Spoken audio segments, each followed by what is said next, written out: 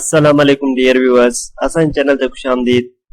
जीअं त university of Sindh Jamshoro जी एडमिशन हली रही है ऐं हीअ एडमिशन तमाम बैचलर डिग्री प्रोग्राम्स ऐं मास्टर्स डिग्री प्रोग्राम्स में आहे ऐं जेको BS third year degree programme आहे उन में आहे।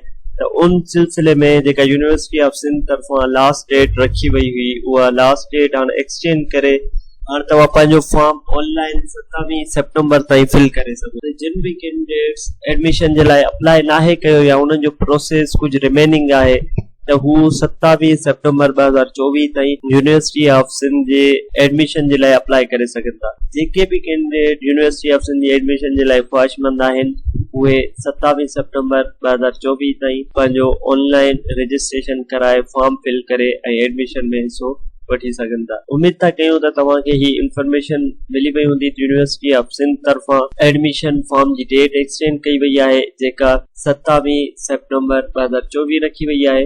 ऐं अगरि जेकॾहिं तव्हां यूनिवर्सिटी ऑफ सिंध जी एंट्रेंस जी प्रिपरेशन करणु चाहियो था त हिन चैनल ते काफ़ी ऑलरेडी असांजो मवाद मौजूदु आहे, तव्हां उनखे ॾिसी एंट्रेंस जी प्रिपरेशन करे सघो था।